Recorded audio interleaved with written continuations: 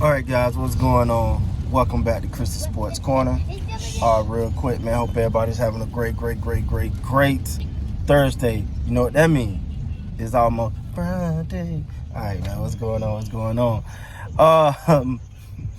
So first of all, man, thank every single person, man. They sent the missus as well as the family well wishes, man. I appreciate you guys. Thank you guys for showing your support, man. You guys mean the world to me, and yeah, man, I'm just appreciative. I'm so thankful for you guys. So thankful. All right, man, so let's talk about it. LeBron James. Look at this one. LeBron James, man, is officially a billionaire. Now, why am I talking about that? Because, for one, it's history. It's history. He was the first player to do that while being an athlete, while still playing, And it depends. I mean, some people look at that and be like, yo, that's a major milestone. Some people look at that as money, that who needs that much money? Some people look at that and be like, what they got to do with the game? However you look at it, I think it's a great milestone to be on that list. LeBron James has, to me, I know, it's LeBron James, so some going to love him, some going to hate him, some going to say it was a bad move, some going to say whatever, right?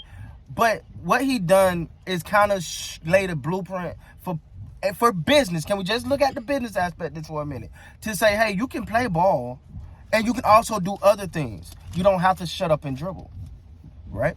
So I say all that to say that it lays a blueprint because, first of all, it's proof that you don't have to be in that number. What is it, like 75% of all athletes are broke by year 3 to year 5? I know in the NFL, I thought it was 73. If I'm not, I might be wrong with my numbers.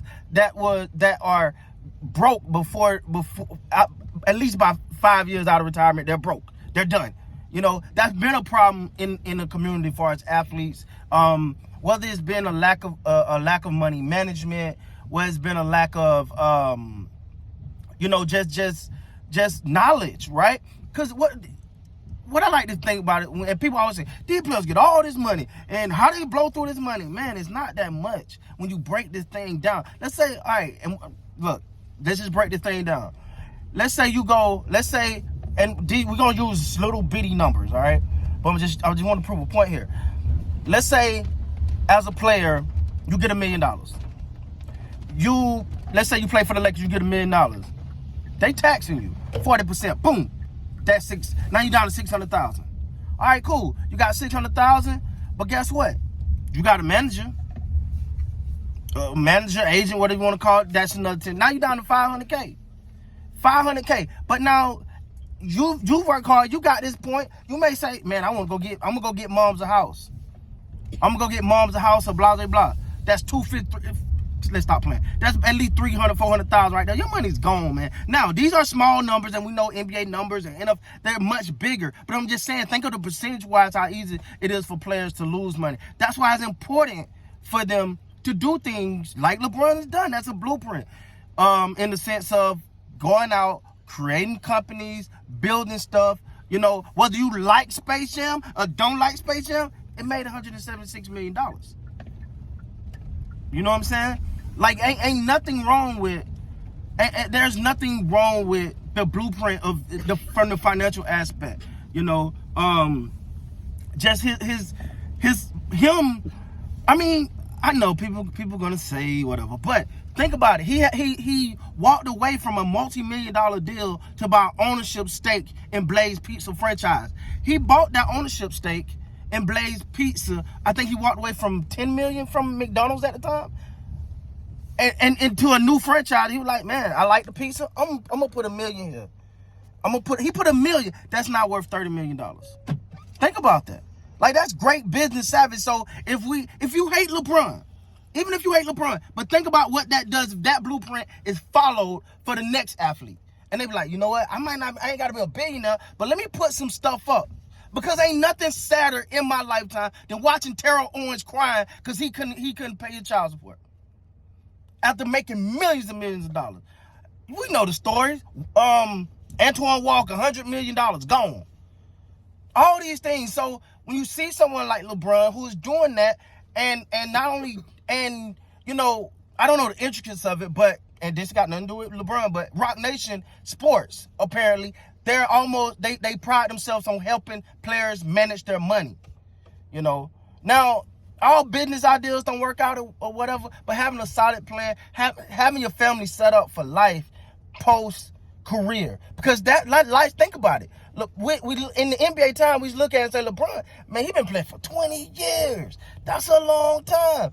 For one, that is a long time. But that's your opportunity.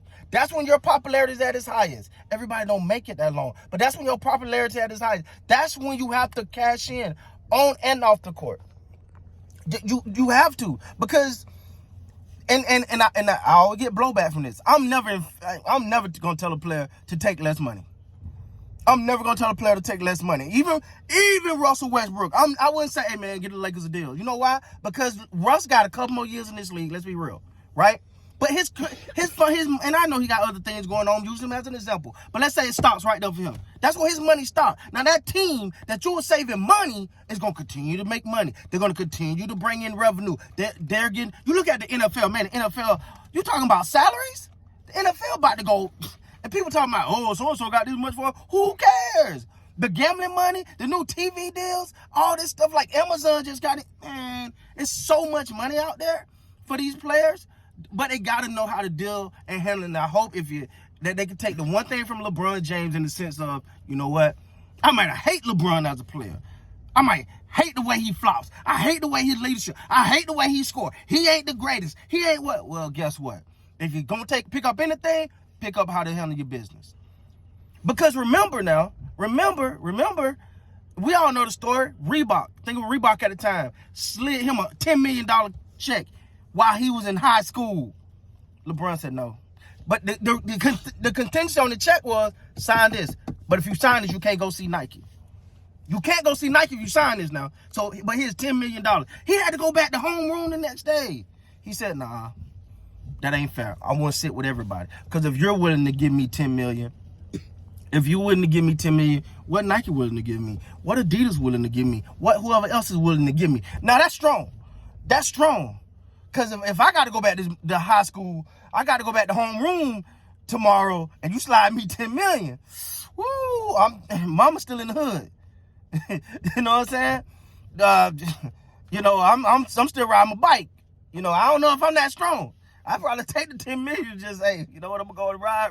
You know, but the fact that he had the strength to do that proves a lot to me. I just want to say hats off to LeBron, the first NBA athlete to be officially a billionaire while still playing basketball.